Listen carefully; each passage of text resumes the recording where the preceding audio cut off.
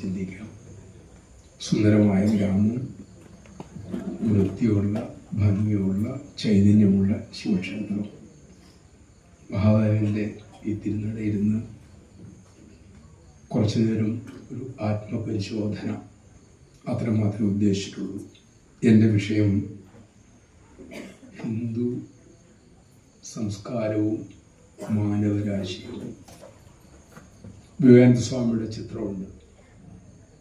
ഒരു മാവ് നല്ലതാണോ എന്നറിയാൻ എൻ്റെ ബൊട്ടാണിക്കൽ നെയിമൊന്നും നോക്കണ്ട. ശ്രീരാമകൃഷ്ണൻ പറയും മാമ്പഴം പറിച്ചത് നോക്കി അറിയാം ഇത് കൊള്ളാവോ ഇല്ലയോ എന്നുള്ളവരും. അതുപോലെ ചരിത്രാതീത കാലം മുമ്പുള്ള നമ്മുടെ സംസ്കാരം എന്ത് എന്നറിയാൻ അതിൻ്റെ പഴം ഒന്ന് രുചിച്ച് നോക്കിയാൽ മതി. ഇത് ഇന്നത്തെ ലോകത്തിന് ആവശ്യമാണോ എന്നുള്ളതാണ് നമ്മുടെ ചർച്ചാ വിഷയം. ഇന്നും അതായിരുന്നു. ശ്രീകൃഷ്ണന്റെ കഥയിൽ നമുക്ക് കാണാം. ആദ്യം പൂതന വന്നു. കംസന്റെ കൊട്ടേഷൻ പാർട്ടീസ് പൂതനെ കൈകാര്യം ചെയ്തു. പിന്നെ ശകടാസുരം വന്നു, തൃണാവർത്തൻ വന്നു, അഘാസുരം വന്നു, ധേനുകാസുരം വന്നു. ഒടുവിൽ ഇവരെല്ലാം കൈകാര്യം ചെയ്യുമ്പോൾ ഇങ്ങനൊരു കുട്ടി അവിടെ വളരുന്നുണ്ട് എന്ന വാർത്ത ആർക്ക് കിട്ടി? കംസന് കിട്ടി. ഒടുവിൽ ഗോവർദ്ധനഗിരിയും ഉയർത്തിപ്പിടിച്ചു. ഇവിടെ കംസന് വ്യക്തമായി എൻ്റെ അന്തകൻ വന്നു എന്നുള്ളത് സത്യമാണ് എന്നുള്ളവര്. രണ്ട് രീതിയിലാണ് ആ വാർത്തയെ പ്രതികരിച്ച അന്നത്തെ ജനത.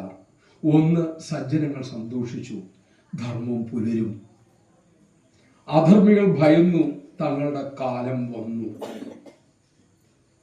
അതുപോലെ 10,000-കണക്കിന് വർഷമുള്ള നമ്മുടെ ധർമ്മത്തിന്റെ പേരിൽ ഇന്നും ചർച്ചയ്ക്ക് വിധേയമാക്കുന്നുണ്ടെങ്കിൽ, അതിനെ നിന്ദിക്കുന്നുണ്ടെങ്കിൽ ഇതിന് ജീവനുള്ളത് കൊണ്ടാണ്.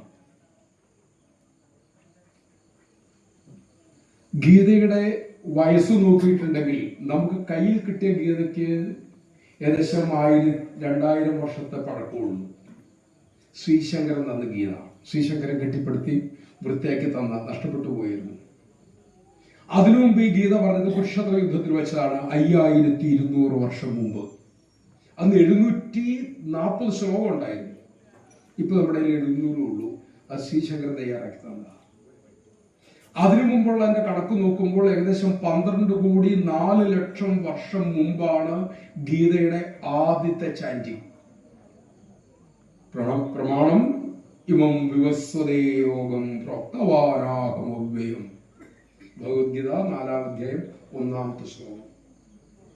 അത് ഇന്നും ചർച്ചാവിധേയമാണെങ്കിൽ ഉറപ്പാണ് അതിന് ജീവനുണ്ട്. ചത്തകുഞ്ഞിന്റെ ജാതകം നോക്കാറില്ല. അങ്ങനെയെങ്കിൽ ഇതിന്റെ മഹിമ എന്താണ് എന്നതിന്റെ ഫലം കൊണ്ട് നോക്കാം. 1835 മെക്കാള പ്രഭു ഒരു പ്രസ്താവന നടത്തി. ഇന്ത്യയുടെ തലങ്ങും വിലങ്ങും ഞാൻ നടന്നു. സസായിബാബു പറഞ്ഞ കുട്ടികളുടെ പ്രഭാഷണത്തില് ഇവിടെ അധർമ്മമില്ല, ദരിദ്രരിലില്ല, സംസ്കാര സമ്പന്നരാണ്. ഇന്ത്യയെ നശിപ്പിക്കാൻ എനിക്ക് സാധിക്കില്ല. പക്ഷെ ഒരു പദ്ധതി കണ്ടെത്തി. അവളുടെ സംസ്കാരം, അവളുടെ ഇന്ത്യയുടെ ഭാരതത്തിന്റെ സംസ്കാരം ആണ് അവളുടെ നട്ടെല്ല്. ആ നട്ടെല്ലിന് ചതവ് പറ്റിയാൽ ഇന്ത്യ താഴെ വീഴും. അതിന്റെ മൂലകാരണം സംസ്കൃത ഭാഷയാണ്. അതുകൊണ്ട് തന്നെ അതിൽ ഒരു കളങ്കം ഉണ്ടാക്കിയാൽ, അത് മോശമാണെന്ന് വരുത്തി തീർത്താൽ അവർക്ക് തന്നെ അവരുടെ സംസ്കാരത്തിൽ അവമതിപ്പ് തോന്നും. അങ്ങനെ സ്വയം നശിച്ചുകൊള്ളും. അതിനു വേണ്ടി ഞാൻ കുറച്ച് ഇംഗ്ലീഷ് ഇന്ത്യക്കാരിവിടെ സൃഷ്ടിക്കാൻ പോവുകയാണ്. ഇംഗ്ലീഷ് വിദ്യാഭ്യാസം അങ്ങനെ കൊണ്ടുവന്നത്. അങ്ങനെ ആ ഇംഗ്ലീഷ് വിദ്യാഭ്യാസം കിട്ടിയ ഇന്ത്യക്കാര് ഇന്ത്യയെ നശിപ്പിച്ചുകൊള്ളും. സാഹിബിന്റെ കണക്കൂട്ടൽ കറക്റ്റ് ആയിരുന്നു. വലിയ തെറ്റൊന്നും പറ്റിയില്ല. പക്ഷേ പിറ്റത്തെ വർഷം 1836 ഭാരതാംബ അതിന് ഉത്തരം കൊടുത്തു. അത് കൽക്കട്ടയിലായിരുന്നു അതിന്റെ ഉത്തരം. കമാർപുക്കൂറിൽ ചന്ദ്രമണി ദേവിയുടെയും ക്ഷുതിരാമന്റെയും പുത്രനായി ഒരു കുഞ്ഞു പിറന്നു.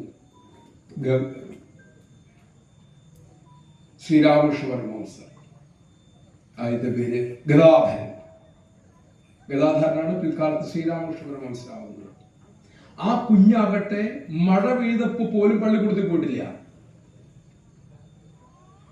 ഏത് വിദ്യാഭ്യാസം വെച്ച് ഇതിനെ തകർക്കാമെന്ന് കരുതിയോ അതേ വിദ്യാഭ്യാസം നിരാകരിച്ചുകൊണ്ട് തന്നെ ഈ ധർമ്മകത്തെ വാനോളം വിവേകാനന്ദനിലൂടെ ഉയർത്തിക്കെട്ടി. ബ്രിട്ടീഷുകാർ ഭരിക്കുന്ന കാലത്താണെന്ന് ആലോചിച്ചോളണം. 1836 ആ മഹാപുരുഷൻ ജനിച്ചത്.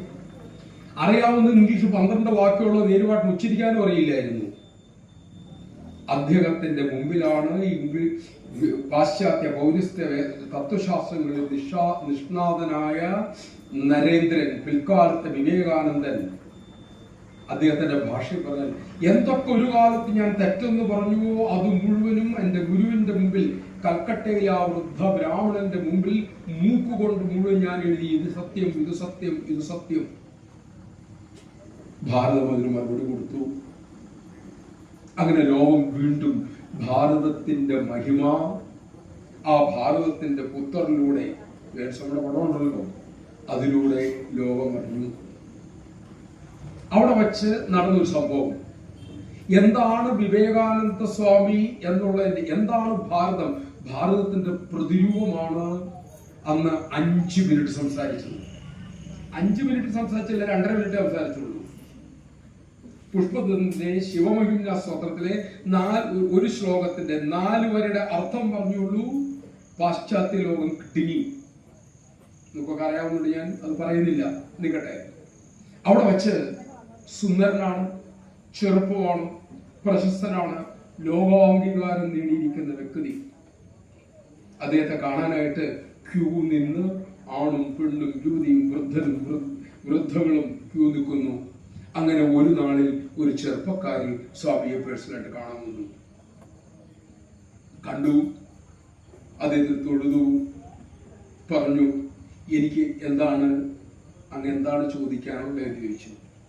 ചെറുപ്പമാണ്, സുന്ദരനാണ്, പ്രശസ്തനാണ്, കരുത്തനാണ്. ഇപ്പൊ തന്നെ നിങ്ങളുടെ മുഖത്തിന്റെ സൗന്ദര്യം നോക്കി ചോദിച്ചു, സ്വാമിജി എനിക്ക് അങ്ങേപ്പോഴൊരു കുഞ്ഞു വേണം, എനിക്കൊരു പുത്രനുണ്ടാവണം.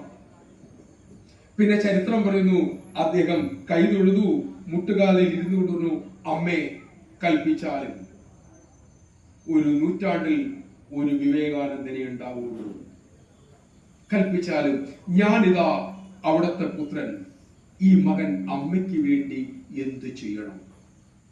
ഇതാണ് ഭാരതം. താങ്കൾ മാറി പോവുക, കുഴപ്പമില്ല. എന്താണ് ഭാരതം എന്നുള്ളതിന് ഇതിന്റെ അപ്പുറം ഒന്നും പറയാനില്ല. ഇവിടെ നമുക്ക് യാ ദേവി സർവഭൂതേഷു മാതൃരൂപേണ സംസ്ഥിത നമസ്തസ്മൈ നമസ്തസ്മൈ നമസ്തസ്മൈ നമോ നമഃ. ഇങ്ങനെയൊരു ജനത ഉണ്ട് എങ്കിൽ ഇവിടുത്തെ പെൺകുട്ടികൾക്ക് പ്രത്യേകം പ്രൊട്ടക്ഷൻ വേണം. ഈ പീഡനം എന്നുള്ള വാർത്തകൾ വരുമോ പത്രങ്ങളിൽ? എന്തുകൊണ്ട് സംഭവിച്ചു? ഒരു ഭുവനേശ്വരി അമ്മയുടെ അഭാവം. ഇത് നമുക്ക് മറ്റൊരു രംഗം കാണാം. എന്താണ് ഭാരതത്തിന്റെ സംസ്കാരം? ഈ സംഭവം മനസ്സിലാക്കാം. മറ്റൊരു രംഗം നമുക്ക് കാണാം. ശിവജി കല്യാണിലെ സുബേദാറിനോട് യുദ്ധം കഴിഞ്ഞ് പടകുടീരത്തിൽ വിശ്രമിക്കുന്ന സമയം അതിന്റെ പടത്തലന്മാർ എത്തിയിട്ട് പറഞ്ഞു, ഒരു വിശേഷപ്പെട്ട രത്നം കിട്ടിയിട്ടുണ്ട്, അങ്ങയെ നേരിട്ട് കാണിക്കാൻ ആഗ്രഹിക്കുന്നു. ശിവജി പറഞ്ഞു, കൊണ്ടുവന്നോളൂ, വിജയിച്ചു കഴിഞ്ഞു. അങ്ങനെ ആ മറാഠ സേനാധിപൻ പറഞ്ഞു, അങ്ങ് ഇത് വിശിഷ്ട രത്നമാണ്, അതുകൊണ്ട് അങ്ങ് പുറത്തു വന്ന് നേരിട്ട് കൺപാർക്കണം. ഇവരുടെ ആഗ്രഹമല്ലേ. അദ്ദേഹം പുറത്തേക്ക് വന്നു. കാണുമ്പോൾ 4 പേര് പടകുടീരത്തിന്റെ മുമ്പിൽ നിൽപ്പുണ്ട്. അവരുടെ തോളിലൊരു പല്ലക്കുണ്ട്, അതിനകത്ത് പേടിച്ചരണ്ട്, കണ്ണു പൊത്തി, അവിടെ തിരിശീലിട്ടുണ്ട്. അതിലൂടെ നെടല് പോയി അതിൻ്റെ അകത്തിരിക്കുന്ന യുവതിയെ കാണാം. അന്നത്തെ അറിയപ്പെടുന്ന 10 സുന്ദരിമാരിൽ ഒരാളാണ് കല്യാണ സുബേദാറിന്റെ മരുമകൾ. ഈ കുട്ടിയെ തടവുകാരിയെ പിടിച്ചുകൊണ്ടിരിക്കുകയാണ് ശിവജിയുടെ മുന്നിലേക്ക്. അദ്ദേഹം രൂക്ഷമായിട്ട് പടത്തലവനെ നോക്കി, പിന്നീട് അടുത്തേക്ക് ചെന്നു, ഇതിന്റെ തിരശ്ശീല മാറ്റി. പിന്നെ കാണുന്നത് 2 കൈകളും തൂന്നിട്ടുകൊണ്ട് അമ്മ മാ എന്ന് വിളിക്കുന്നത്. ഒരു അത്ഭുതത്തോടെ പേടിച്ച 2 ഇരുകൈകൾ കൊണ്ട് മുഖം പൊത്തിയിരിക്കുന്ന ആ പെൺകുട്ടിയെ യുവതി കണ്ണിങ്ങനെ മാറ്റി നോക്കുമ്പോൾ കാണുന്നത് ഇരുകൈകളും തൊഴുതുകൊണ്ട് സിംഹസ്കന്ധത്തോടുകൂടി ആ മഹാപുരുഷൻ ചോദിക്കുകയാണ്, അമ്മേ, ഇത് ഭാരതം, ഇത് യോഗഭൂമി, പുണ്യഭൂമി. ഇവിടെ ഞങ്ങൾക്ക് സ്ത്രീകൾ അമ്മമാരാണ്. ശിവജി ഭരിക്കുന്ന ഈ നാട്ടിൽ നോട്ടം കൊണ്ടുപോലും അവിടത്തെ ആരും അപമാനിക്കില്ല. പടത്തലനോട് പറഞ്ഞു, രാജമാതാവിന് കൊടുക്കേണ്ട സകല ബഹുമതികളോടും കൂടി ഇവരുടെ വിശ്രമം കഴിഞ്ഞ ശേഷം ഇവരുടെ പ്രതിഗ്രഹത്തിൽ ഇവരെ എത്തിക്കുക. തിരിച്ചു പടകുടീരത്തിലേക്ക് എത്തിയപ്പോൾ രത്നം കാഴ്ചവെക്കാൻ വന്ന ആ പടത്തലനോട് ചോദിച്ചു, അങ്ങേക്ക് എങ്ങനെ എന്റെ മുമ്പിൽ വന്ന് ഇങ്ങനെയൊരു വാക്ക് പറയാൻ തോന്നി? ഈ സംഭവം പറഞ്ഞിട്ട് അന്നത്തെ യൂണിവേഴ്സിറ്റി സ്റ്റുഡൻസിനോട് ഭഗവാൻ സത്യസായി ബാബ പറഞ്ഞു, ശിവജിയുടെ പിന്മുറക്കാർക്ക് ആ ക്വാളിറ്റി ഇല്ലാത്തത് കൊണ്ടാണ് അവർ ചരിത്രത്തിൽ വിസ്മരിക്കപ്പെട്ടു പോയത്. എന്തായിരുന്നു നമ്മുടെ സംസ്കാരം? ആ സംസ്കാരത്തിൽ നിന്ന് നമ്മൾ എവിടം വരെ എത്തി? ഇനി നമുക്ക് നോക്കാം. ഇന്ന് ഐൻസ്റ്റീനോട് ചോദിച്ചു, ഇനി എന്താണ് ലോകത്തിന്റെ ഭാവി? ആ ചിന്തകൻ പറഞ്ഞു, വരാൻ പോകുന്ന ലോകം ഒരു രക്ഷാമാർഗത്തിന് വേണ്ടി ഭാരതത്തിലേക്കാണ് നോക്കുന്നത്. എന്താ ഇതിന്റെ അർത്ഥം? ഭാരതത്തിലേക്ക് നോക്കണേ, എവിടെ നോക്കുന്ന പൊട്ടിപ്പൊളികൾ നമ്മുടെ റോഡുകൾ മുഴുവൻ കെട്ടിക്കൂട്ടിയിരിക്കുന്ന വിഴുപ്പ് ഭാണ്ഡങ്ങളും അഴുക്ക് നിറഞ്ഞു കിടക്കുന്ന നമ്മുടെ തടാകങ്ങളും തോടുകളും ഓടകളുമാണോ? ഇവിടെ നമ്മുടെ സമ്പത്ത് നമ്മുടെ അറിവാണ്. ആ അറിവിനെ അടിസ്ഥാനമാക്കി ജീവിച്ച സംസ്കാരമാണ്. അതില്ല എങ്കിൽ വിവേകാനന്ദ സ്വാമി നമുക്ക് വാണിംഗ് തരുന്നു, നിങ്ങൾ ലോകത്തിന്റെ മുന്നിൽ പിച്ചച്ചട്ടിയായിട്ട് നിൽക്കേണ്ടി വരും. ഭാരതത്തിന് പിന്നെ ഒരു ഭാവിയേ ഇല്ല. MP ഇപ്പോൾ വർഷങ്ങൾക്ക് മുമ്പ് സാഹിത്യ നിരൂപണത്തിൽ പറഞ്ഞു, ലോക തത്വശാസ്ത്രത്തിന്റെ മുമ്പിൽ ശങ്കരനെ പെറ്റ കേരളം അതേ തത്വശാസ്ത്രത്തിന്റെ മുമ്പിൽ പിച്ചച്ചട്ടിയുമായിട്ടാണ് നിൽക്കുന്നത്. ഇവിടെ നിർമ്മലാനന്ദ സ്വാമി കേട്ടിട്ടുണ്ടാവുമല്ലോ. നിർമ്മലാനന്ദ സ്വാമിയോട് ചോദിച്ചു, സ്വാമിജി, എന്തേ ഇപ്പോൾ മഹത്തുക്കൾ ജനിക്കാത്തത്, നല്ല സന്യാസിമാരുണ്ടാവാത്തത്? സ്വാമിജി പറഞ്ഞു ഉത്തരവാണ്. നിർമ്മല സ്വാമി കുറിച്ച് കേട്ടിട്ടില്ലേ? വൈദ്യമൊക്കെ ചെയ്യാൻ സമാധിയായി പാലക്കാടാണ്.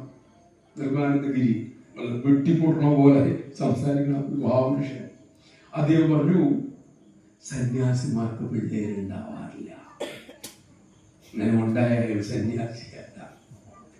ഇവിടെ നല്ല സന്യാസിമാരുണ്ടാവാത്തതിന്റെ ഒരേ ഒരു കാരണം ഇവിടെ നല്ല ഗൃഹസ്ഥന്മാരില്ലാത്തത് കൊണ്ടാണ്. ചന്ദ്രമണി ദേവിക്കും ക്ഷുതിരാമനുമാണ് ശ്രീരാമകൃഷ്ണൻ ജനിച്ചത്. ഭുവനേശ്വരി അമ്മയ്ക്കും വിശ്വനാഥ ദത്തയ്ക്കുമാണ് നരേന്ദ്രൻ ജനിച്ചത്. ഒരു ആര്യ അന്തർജനത്തിനും ശങ്കര ഗുരുവിനുമാണ് ശ്രീശങ്കര തൃപ്പാദങ്ങൾ ജനിച്ചത്. ആ അമ്മമാരുടെ ജീവിതം പഠിക്കുമ്പോൾ നമുക്കറിയാം, ഇങ്ങനൊരു മകൻ ഉണ്ടായതിൽ അത്ഭുതപ്പെടാനില്ല. അപ്പോൾ ഭാരതത്തിന്റെ ഭാവി നമ്മുടെ കയ്യിലാണ്, ഗൃഹസ്ഥന്മാരുടെ കയ്യിലാണ്. ഒന്നുകൂടെ അടിവരയിട്ട് പറഞ്ഞാൽ അമ്മമാരുടെ കയ്യിലാണ്. ആ പദം ഉപയോഗിക്കാൻ ആഗ്രഹിക്കുന്നു. അത് കൊച്ചു പെൺകുട്ടിയാണെങ്കിലും വലിയ പെൺകുട്ടിയാണെങ്കിലും ഒക്കെ നമുക്ക് മാതൃസമകളാണ്. അമ്മമാരുടെ കയ്യിലാണ് ഭാരതത്തിന്റെ ഭാവി, ലോകത്തിന്റെ ഭാവി. ഏത് കാഴ്ചപ്പാട് പ്രകാരം? ഭാരതത്തിന്റെ കാഴ്ചപ്പാട് പ്രകാരം. അതുകൊണ്ട് 1963 ആദ്യമായി അനന്തപൂർ ജില്ലയിൽ പെൺകുട്ടികൾക്ക് ഒരു കോളേജ് തുടങ്ങിയപ്പോൾ സത്യസായി ബാബ പറഞ്ഞു, ഞാൻ പെൺകുട്ടികൾക്ക് വേണ്ടി ഒരു കോളേജ് തുടങ്ങാൻ പോകുന്നു. കാരണം നല്ല അമ്മമാരുടെ അഭാവമാണ് ഭാരതത്തിന്റെ, അതുവഴി ലോകത്തിന്റെ അധപതനത്തിന് കാരണം. നല്ല അമ്മ നല്ല സഹോദരിയായിരിക്കും, നല്ല ഉദ്യോഗസ്ഥയായിരിക്കും, നല്ല മകളായിരിക്കും, നല്ല മുത്തശ്ശിയായിരിക്കും. പക്ഷെ നല്ല ഭാര്യ, നല്ല ഉദ്യോഗസ്ഥ, നല്ല ഒരു അമ്മയാകണമെന്നില്ല. പക്ഷെ ഒരു നല്ല അമ്മ ഇത് എല്ലാമായിരിക്കും. അമ്മയാകാൻ കുഞ്ഞുണ്ടാവണമെന്നൊന്നുമില്ല, അമ്മയുടെ ഗുണഗണങ്ങൾ നിറഞ്ഞത്. അതിനു വേണ്ടിയിട്ടാണ് അനന്തപൂർ കോളേജ് സ്ഥാപിക്കുന്നത്. പിന്നീട് എത്രയോ വർഷങ്ങൾക്ക് ശേഷമാണ് ആൺകുട്ടികൾക്ക് ഒരു കോളേജോടെ ഭഗവാൻ ആധുനിക കാലത്ത് ഈ വഴി തെളിക്കാൻ വേണ്ടി തുടങ്ങിയത് എന്ന് ചിന്തിക്കുക. അപ്പം നമ്മുടെ ഈ ആയുധമുണ്ട്, അറിവാകുന്ന ആയുധമുണ്ട്. അതുകൊണ്ട് നമ്മുടെ ഈ വിഷയത്തിലേക്ക് പ്രവേശിക്കാം. ശ്രീരാമകൃഷ്ണദേവൻ നരേന്ദ്രനോട് പിൽക്കാലത്തെ വിവേകസ്വാമിയോട് പറയും, അഷ്ടാവക്ര സംഹിത, ശങ്കര ഭാഷ്യം എല്ലാം പഠിക്കാൻ പറയും. മറ്റുള്ളവർക്ക് നാം ഉപയോഗിക്കാനൊക്കെ പറയും. ഒരു ദിവസം ചോദിച്ചു, എന്തിനെ എന്നെ കൊണ്ട് നോക്കി ബുദ്ധി പഠിപ്പിക്കണം, അവരെ പോലെ എനിക്ക് ദിവസം ധ്യാനവും നടത്തിയ പോലെ. അന്ന് രാമകൃഷ്ണൻ പറഞ്ഞൊരു വാക്കുണ്ട്, ഒരാളെ കൊല്ലണമെങ്കിൽ കയ്യിൽ കത്തി വേണം, ശസ്ത്രം ആയുധം നടത്തും. നീ ആത്മഹത്യ ചെയ്യണമെങ്കിൽ മുട്ടുസൂചി മതി. എങ്ങനെയാന്ന് എനിക്ക് അറിയാൻ മേലാട്ടോ, ശ്രീരാമകൃഷ്ണൻ പറഞ്ഞ വാക്യം ഞങ്ങൾ പറഞ്ഞുള്ളൂ. നീ നാളെ ലോകത്തേക്ക് ഇറങ്ങാൻ പോവുകയാണ്, ലോകത്തെ പഠിപ്പിക്കാൻ നിന്റെ കയ്യിൽ അറിവാകുന്ന ആയുധം വേണം. ശ്രീരാമകൃഷ്ണൻ ഉപയോഗിച്ച വാക്കാണ് ശാസ്ത്രമാകുന്ന ശസ്ത്രം. ശാസ്ത്രം മീൻസ് നോളജ്, അറിവ്. അറിവാകുന്ന ആയുധം കൊണ്ട് നീ ലോകത്തിലേക്ക് ഇറങ്ങണം. അവിടെ നിന്നോട് ജനങ്ങൾ ചോദ്യങ്ങൾ ചോദിക്കും, അതിന് കൃത്യമായ ഉത്തരം കൊടുക്കാൻ നിനക്ക് സാധിക്കണം. അതുകൊണ്ടാണ് നിന്നെ ഇതെല്ലാം ഞാൻ പഠിക്കാൻ പ്രേരിപ്പിക്കുന്നത്. ആ അറിവാകുന്ന ആയുധം നമ്മൾക്ക് വാരി വെതല് നമ്മുടെ ഋഷീശ്വരന്മാർ തന്നിട്ടുണ്ട്. നമ്മുടെ കയ്യിൽ എത്ര പേരെ അതുണ്ട്? ഒരു ആത്മപരിശോധന നടത്തൂ. നമ്മുടെ ഇവിടെ ഇരിക്കുന്ന എത്ര പേർക്ക് ഭഗവത്ഗീത ഒരാവർത്തിയെങ്കിലും തെറ്റുകൂടാതെ വായിച്ചിട്ടുണ്ട്? തെറ്റിയാണെങ്കിലും കുഴപ്പമില്ല, വായിച്ചിട്ടുണ്ട്. 18 അധ്യായങ്ങളുടെ പേര് തലക്കെട്ടാട്ടോ പറഞ്ഞത്. വേണ്ട 9 എണ്ണത്തിനെങ്കിലും പറയാൻ പറ്റുന്ന എത്ര പേരുണ്ട്? ഇല്ല എങ്കിൽ ഇന്ന് തുടങ്ങണം. ഏറ്റവും വലിയ വാചസ്പതി മൂസുണ്ടായിരുന്നു. അദ്ദേഹം ഗീതാഭാഷ്യത്തില് അതിന്റെ ഉപോദ്ഘാതത്തിൽ തുടങ്ങുമ്പോൾ അദ്ദേഹം പറഞ്ഞൊരു വാക്കുണ്ട്, നീ കുറഞ്ഞത് ഒരു ദിവസം ഗീത 18 അധ്യായം വായിക്കണം. 1.25 മണിക്കൂർ മതി, അല്ലെങ്കിൽ 1.5 മണിക്കൂർ. പറ്റിയില്ല എങ്കിൽ 9 അധ്യായം വായിക്കണം. അതിനും പറ്റിയില്ലെങ്കിൽ 6 അധ്യായം വായിക്കുക. അതിനും സമയമില്ലെങ്കിൽ 3 അധ്യായം വായിക്കുക. അതിനും നിനക്ക് പറ്റില്ലെങ്കിൽ കുഞ്ഞേ നീ 1 അധ്യായമെങ്കിലും വായിക്കും. ഇനി നിനക്ക് അതിനും തിരക്കാണെങ്കിൽ, നമുക്ക് എപ്പോഴും തിരക്കാണല്ലോ, അതിനും തിരക്കാണെങ്കിൽ 1 ശ്ലോകമെങ്കിലും വായിക്കൂ. അതിന് പറ്റിയില്ലെങ്കിൽ തിന്ന് കാഷ്ടിച്ച് പന്നിയെ പോലെ നീ ചത്തുപോ.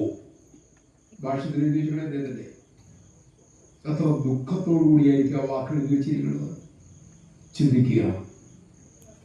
നമ്മുടെ ധർമ്മത്തെ കുറിച്ച് നമുക്ക് അറിയാത്തത് കൊണ്ട് മാത്രമാണ് അതിലൂടെ ഇതിലൂടെ പോണവരൊക്കെ നമ്മുടെ താടയ്ക്കും മൂക്കിലും പെടലിക്കും തട്ടുന്നത്.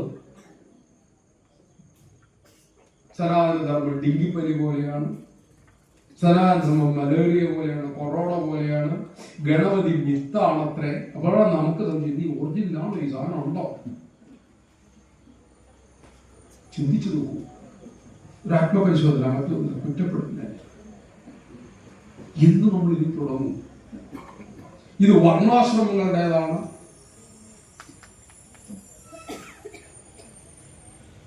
മഹാഭാരതത്തിലെ ബ്രാഹ്മണനെ തിരിച്ചു കൊണ്ടുവരാനാണ്.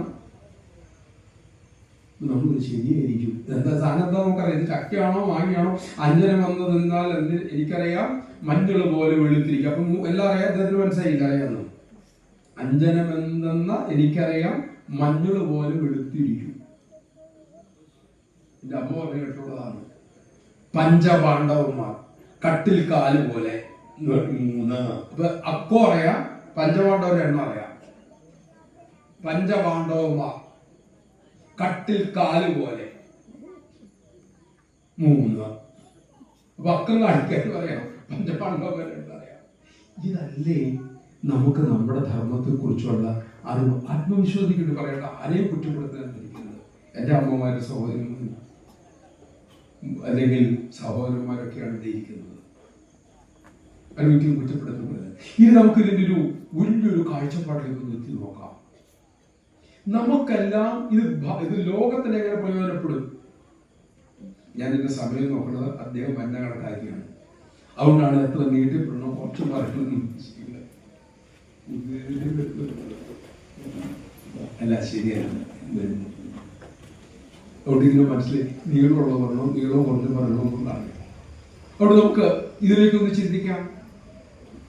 നമുക്കെല്ലാം ഒരുമിക്കാൻ പറ്റുന്ന ഒരു ഏകതയുണ്ടോ? ഇതാണ് നമ്മുടെ ചർച്ച. കാരണം നമ്മളുടെ ഒരു വിഷയവും നമ്മുടെ ആചാര്യൻ വിശ്വസിക്കുമെന്ന് പറഞ്ഞിട്ടില്ല. നിനക്ക് ബോധ്യപ്പെട്ടാൽ, അനുഭവത്തിൽ വന്നാൽ നീ ഇതിന്റെ പ്രചാരകനാവൂ. നിനക്ക് ബോധ്യപ്പെട്ടാൽ യുക്തി, ശ്രുതി, യുക്തി, അനുഭവം, ഇത്ര വെല്ലുവിളിച്ച് ശക്തിയോടുകൂടി പറയാൻ പറ്റുന്ന ഒരു തത്വശാസ്ത്രം ഇതല്ലാതെ മറ്റൊരു ലോകത്തിലുണ്ടോ? അത് ശ്രുതിയിലുണ്ടായിരിക്കണം, യുക്തിക്ക് നിരക്കുന്നതായിരിക്കണം, എന്റെ അനുഭവത്തിലും വരണം. സ്വാമി പറയും, അങ്ങ് ആകാശത്തിന്റെ മുകളിൽ സ്വർണ്ണ സിംഹാസനത്തിൽ വെള്ളിവാളം പിടിച്ചൊരു ഈശ്വരൻ ശിക്ഷിക്കേണ്ടി അങ്ങനെ അവിടെ ഇരുന്നോട്ടെ. സ്വർഗം ഉണ്ടോ ഇല്ലോ എനിക്കറിയില്ല, അവിടെ പോയാൽ ഇവിടെ തിരിച്ചു വന്നിട്ടില്ല. എനിക്കിപ്പം ഇവിടെ ഈ നിമിഷം ശാന്തിക്ക് വകുപ്പുണ്ടോ? ആധുനിക കണ്ടുപിടുത്തങ്ങളുടെ മുന്നിൽ നിങ്ങളുടെ ഗീതയും ഉപനിഷത്തും വ്യാഖ്യാനിക്കാൻ സമർത്ഥമല്ല എങ്കിൽ അത് വലിച്ചു കീറി കത്തിച്ചു കളയാൻ ഞാൻ മുന്നിലുണ്ടാവും എന്ന് സ്വാമി വിവേകാനന്ദൻ കരുത്തോടുകൂടി പറയണമെങ്കിൽ അതിന്റെ ഉറപ്പെന്താണ്? അമേരിക്കയിൽ വലിയ സദസ്സിനോട് സ്വാമിജി ചോദിച്ചു, എന്റെ സംസ്കാരത്തെ പറ്റി ഒരിക്കലെങ്കിലും ഗീതയോ ഉപനിഷത്തോ വെറുതെയെങ്കിലും മറച്ചു നോക്കിയ ആരെങ്കിലും ഒരാൾ എത്ര പേര് ഇതിൻ്റെ അകത്തിന്റെ കൈപോക്കുമെന്ന് വലിയ സദസ്സിനോടാ പറഞ്ഞത്. നിശബ്ദമായി 2-3 പേര് കൈപൊക്കി. സ്വാമി നെടുവീർപ്പിട്ടൊരു വാക്ക് പറയേണ്ടത്, എന്നിട്ടും നിങ്ങൾ ഞങ്ങളെ വിമർശിക്കുന്നു. നമ്മളെ വിമർശിക്കുന്നവന്റെ സ്റ്റാൻഡേർഡായി പറഞ്ഞത്. അതിലെന്താണെന്ന് അറിയില്ല, നമുക്കറിയില്ല. നമ്മുടെ പരേതനായ യശസ്വി ഇവിടെ ഗോപാലകൃഷ്ണ സാർ പറയും, ഹിന്ദുക്കളാണ് മുമ്പിരിക്കുന്നത്, ധൈര്യമായിട്ട് ഈ ഗീത പറയാൻ, സംസ്കൃതം പറയാൻ. കാരണം എന്താ, തെറ്റുപറ്റിയാലും ഒത്തിരി മനസ്സിലാവില്ല. ഇതൊരു നമ്പരുണ്ട്, ധൈര്യമായിട്ട് പറയാം. ഗീത പറഞ്ഞാലും കുഴപ്പമില്ല, ഇത് പറഞ്ഞാലും കുഴപ്പമില്ല, അമരവശം ചെയ്യാനും കുഴപ്പമില്ല. ഇത് ഗീതയിൽ അർജുൻ ഇങ്ങനെ പറഞ്ഞു പറഞ്ഞാൽ ശരിയാണ്. കാരണം അദ്ദേഹം പറഞ്ഞത് സാധനം കണ്ടിട്ടില്ലേ. പിന്നെ നന്ദി പറയാറുണ്ട്, ചോറ്റാനിക്കും വീടിന്റെ ഐശ്വര്യം, ഏറ്റുമാന്റെ വീടിന്റെ ഐശ്വര്യം, കങ്ങട മഹാദേവന്റെ വീടിന്റെ ഐശ്വര്യം, ഇന്ന് അതൊക്കെ അഴിച്ചു മാറ്റുക. എന്നിട്ട് അവിടെ എഴുതി വയ്ക്കുക, എന്റെ കയ്യിലിരിപ്പ് എന്റെ വീടിന്റെ ഐശ്വര്യം. നമ്മൾ അത് വിശ്വസിക്കുന്നവരാണ്. ശ്രീ മഹാദേവൻ നമുക്ക് വഴി കാണിച്ചു തരികയുള്ളൂ. നമ്മുടെ കുടുംബത്തിന്റെ ഐശ്വര്യം ഉണ്ടാക്കേണ്ട ഉത്തരവാദിത്വം പൂർണ്ണമായിട്ടും നമുക്കുള്ളതാണ്. ഈ വെളിച്ചം നമുക്ക് തരുന്നത്, ഈ വെളിച്ചത്തിൽ നല്ലത് ചെയ്യണോ ചീത്ത ചെയ്യണോ ആ ഡിസ്ക്രിപ്ഷൻ പവർ നമുക്ക് തന്നിരിക്കുകയാണ്. അതുകൊണ്ട് നമുക്കൊന്ന് ചിന്തിക്കാം, നമുക്കൊരു കോമൺ ഒരു തലമുണ്ടോ ലോകത്തിൽ മുഴുവൻ ഒന്നിക്കാൻ പറ്റുന്ന? ഐശ്വര്യമൊക്കെ പറഞ്ഞല്ലോ, നമുക്കൊന്ന് ആലോചിച്ച് നോക്കണ്ടോ? വളരെ ലളിതമായ ഉദാഹരണം, ഇപ്പോൾ കോട്ടയം ജില്ലയിൽ എറണാകുളം ജില്ലയിൽ ഒരു ഫുട്ബോൾ മത്സരം നടത്താൻ വിചാരിക്കുകയാണ്. ഇത് കോട്ടയം ജില്ലയല്ലേ? നമ്മൾ ആരോട് നിൽക്കും? കോട്ടയം ജില്ലയുടെ കൂടെ നിൽക്കും അല്ലേ? പന്തടിക്കുമ്പോൾ നമ്മൾ കൈയടിക്കും. കാരണം എന്താ, കോട്ടയം എന്ന പേരിൽ നമ്മൾ ഒറ്റക്കെട്ടാണ്. നാളെ കേരളവും തമിഴ്നാടും തമ്മിലാണ് പന്തുകളി നടക്കുന്നത് വിചാരിക്കുക. നമ്മളുടെ എറണാകുളക്കാരൻ അടിച്ചാലും കുഴപ്പമില്ല, തിരുവനന്തപുരക്കാരൻ അടിച്ചാലും കുഴപ്പമില്ല, മലപ്പുറക്കാരൻ അടിച്ചാലും കുഴപ്പമില്ല. അത് ആരുടെ ഗോളാണ്? കേരളത്തിൻ്റെതാണ്. ഇനി ഭാരതവും അമേരിക്കയും തമ്മിലാണൊരു നടത്തുന്നവരുടെ, അപ്പോൾ എന്തായിരിക്കും? നമ്മൾ ഇന്ത്യയുടെ കൂടെ നിൽക്കും. ഇന്ത്യ എന്നൊരു വിശാലമായ ക്യാൻവാസിൽ നമ്മൾ ഒരുമിക്കും. ശരിയാണോ? അപ്പൊ നമുക്ക് ഒരുമിക്കാൻ ഒരു കേന്ദ്ര ബിന്ദു വേണം. ഭാഷാപരമാണെങ്കിൽ നമ്മൾ മലയാളി എന്ന് പറഞ്ഞ് ഒരുമിക്കും. തിരുനക്കര മഹാദേവന്റെ ക്ഷേത്രത്തിൽ നിന്ന് നാരായണീയങ്കാര് വരുന്നു, കങ്ങണ മഹാദേവ ക്ഷേത്രത്തിൽ നാരായണീയങ്കാരും വന്നിട്ടുണ്ടെങ്കിൽ നമ്മൾ അപ്പുറം നിൽക്കും. ഇവിടെ മഹാദേവന്റെ ബാഗിനോട് നമ്മൾ ഒരുമിക്കും. അങ്ങനെയെങ്കിൽ ഈ പ്രപഞ്ചത്തെ മുഴുവനും ഒരുമിപ്പിക്കാൻ പറ്റുന്ന ഒന്നുണ്ട് എന്ന് നമ്മുടെ ആചാര്യം കണ്ടെത്തി. അതാണ് നമ്മളെല്ലാം ഒരുമിച്ച് നിൽക്കുന്ന തത്വം. സർവം ഖലു ഇദം ബ്രഹ്മ. ഈ കാണുന്നതെല്ലാം ഈശ്വരന്റെ ആവിഷ്കാരമാണ്. ഇവിടെ ഈശ്വരനല്ലാതെ മറ്റൊന്നുമില്ല.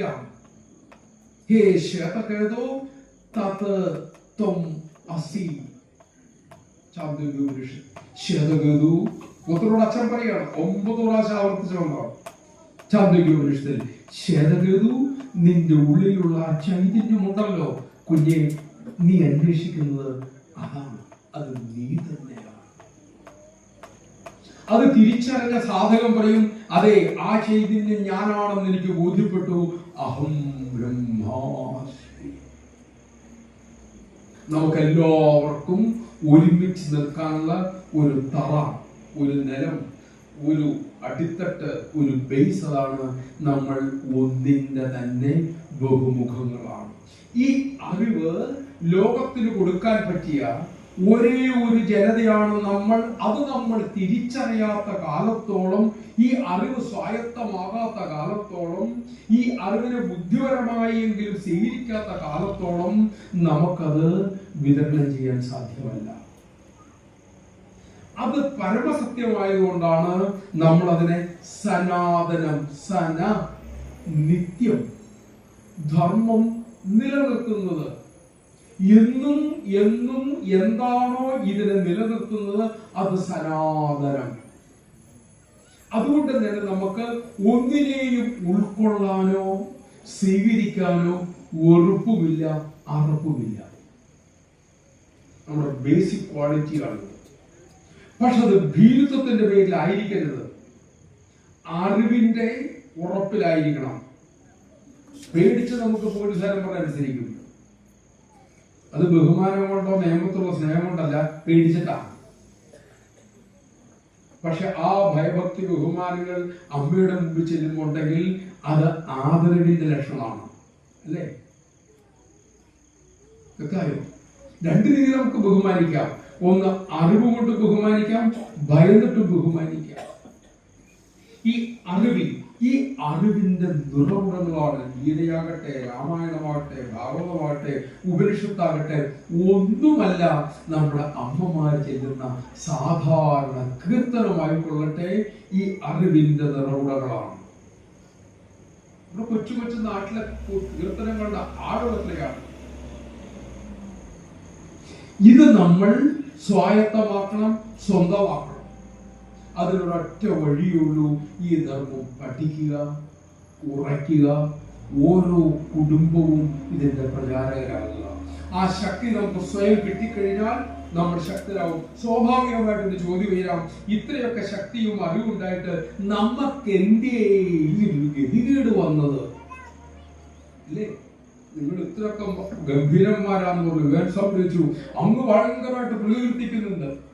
എന്നിട്ട് എന്തിയെ നിങ്ങളുടെ രാജ്യത്തിന് ഈ ഗതികേട് വന്നത്? നിങ്ങൾ എത്ര രാജ്യങ്ങൾ കീഴടക്കിയിട്ടുണ്ട്? ഭാരതത്തിന്റെ വീരപുത്രൻ നമ്മൾ പറഞ്ഞു കൊടുത്ത ഉത്തരം എന്താണെന്നറിയാമോ? കാടന്മാരാണ് മറ്റുള്ളവരെ ആക്രമിക്കുക.